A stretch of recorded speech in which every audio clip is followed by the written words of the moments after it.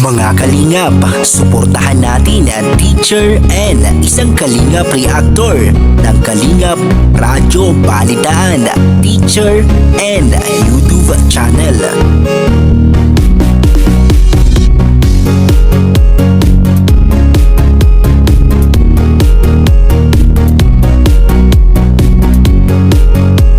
Hello everyone, make a love shout out once again. This is Teacher N and welcome back to my YouTube channel.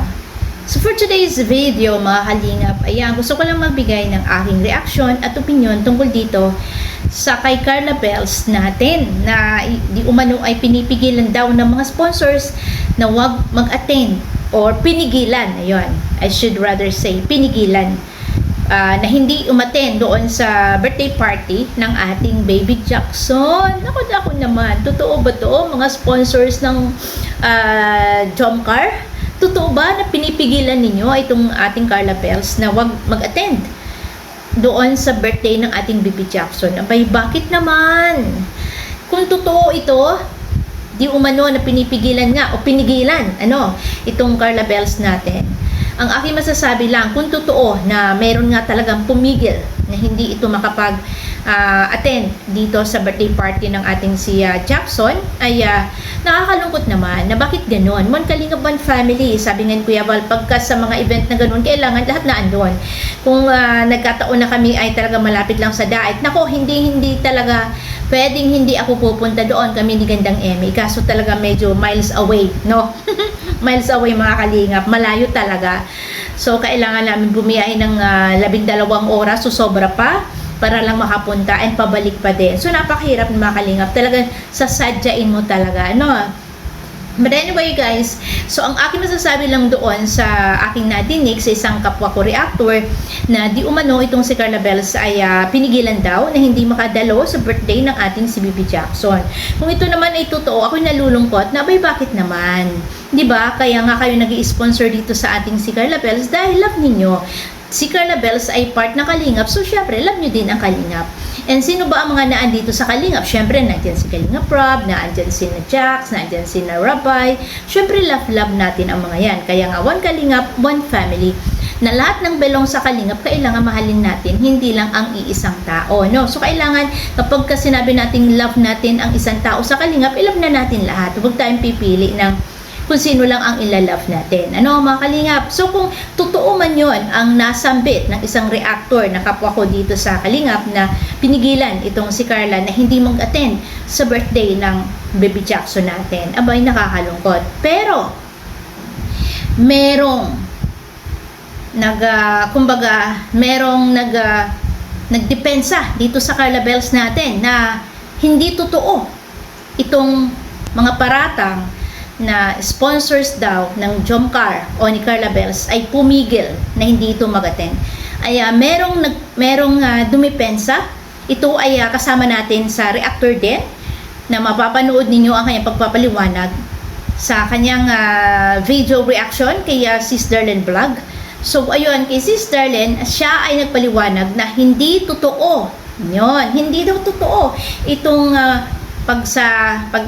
sasabi o pagbabalita na pinigilan di umano itong si Carla Bells dahil bakit nasabi ni Sis Darlene na hindi totoo na ang sponsor ay maaaring pumigil o pigilan itong si Carla Bells sa pag-attend sa birthday ni Baby Jax. Kasi nga alam natin, kahit ako alam ko din na para bang halos lahat ng sponsors talaga, yun ang aking pagkakaalam, they are all excited na itong Carla Bells ay makapag-attend sa birthday. Kasi every event, para bang napag-alaman ko din na itong mga sponsors ng Jomcar, sila yung parang nag-i-initiate para magkaroon ng costume itong dalawa. So dito kay Papa Joms, meron ding mga nag-sponsor para sa kanilang costume, and even dito kay Carla Bells. So kung sila ay may nag-i-initiate na magkaroon sila ng magagandang costume sa pagdating ng mga event na gano'n, so doon pa lang makikita mo na hindi sila pipigil. Hindi nila ito pipigilan. 'Di ba mga kalingap? Kasi imposible naman pigilan nila itong si Carla Bells. Sila na nga yung may gusto na makita ang mga ito na rumarampa. Tama si Darlene. Maging ako ay sasang-ayon din doon kasi marami-rami din akong mga kakilala na mga sponsors ng Jomcar na they are excited talaga na makita itong dalawa nararampa. Tapos sila pa yung pipigil. I don't think so, napipigil sila. Pero bakit may mga nagsabi na pinigilan daw itong si Carla Bells? Saan galing ang balita na yun? Yun ang dapat nating makita at malaman. Sino ang nagsabi ng ganong statement na itong si Carla Bells ay pinigilan di umano? Diba? Nasabi ko nga ay dinipensa naman ni Sis Darlene na hindi yun totoo. Dahil alam natin na itong si Darlene Vlog ay talagang Jomcar po yan since then until now. Maging ako din, Jomcar din. Pero si Sis Darlene kasi Jomcar, may binuuyan na team sa Jomcar Fans for Life. Ako naman ay talagang love ko ang lahat. Basta Kalingap, love natin yan. Diba? So Carla Bells, Papa Jom, Sis Kalingap, of course, love natin yan. Diba? So ayun mga Kalingap, ako yung nagtataka, sino at saan nang galing ang source ng information na pinigilan di umano itong si Carla Bells ng sponsors na hindi mag-attend? So saan nang galing ang issue na yon? For now, naniniwala ako kay Sis Darlene dahil nadja-justify niya kung bakit nasasabi niya na hindi totoo na sponsor ang pumigil kay Carla Bells na hindi mag-attend. Meron daw dahilan kung bakit si Carla Bells ay hindi nag-attend. Kasi daw bago magsimula ang event, meron na daw maiingay. Aalamin natin mga Kalingap, sino ang maiingay at ano ang dahilan ng kanilang pag-iingay. Ano ang dahilan bakit hindi nag-attend itong si Carla Bells at ano ang dahilan bakit disappointed siya. Syempre may dahilan yan mga Kalingap.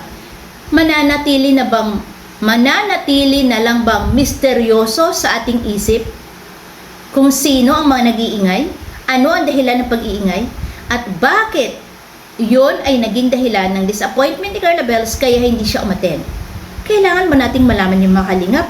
O hahayaan na lang natin na mananatiling blind item sa ating isipan? Syempre, magre-research po tayo dyan. Abangan sa susunod na aking pagbibigay ng reaksyon sa inyong mga Kalingap. Bye-bye and God bless everyone. Basta, alam natin na si Carla Bells walang pumigil na hindi umattend bagkos siya ay na-disappoint sa kadahilanang hindi natin alam. Sabi ko nga, aalamin natin sa susunod na aking pagre-reaction. Bye-bye and God bless everyone. Syempre, shoutout kay Kuya Val Santos Matubang, kay Ate Edna Vlogs, and kay Kalinga Prab, at sa lahat ng mga kasamahan ko sa Kalinga Radyo Balitaan, and sa lahat po ng mga reactors dito sa Kalingap. Shoutout kay Sis Bopil. Sis Bopil, ano ba yun? Titigil ka na ba sa pag-YouTube? Babay, wag naman. Samahan mo kami dito. Diba? And syempre, ayun, sa lahat ng mga kasamahan natin, ng mga charity vloggers, na patuloy na talagang patuloy yung misyon ng Kalingap. Keep up the great work, guys. God bless.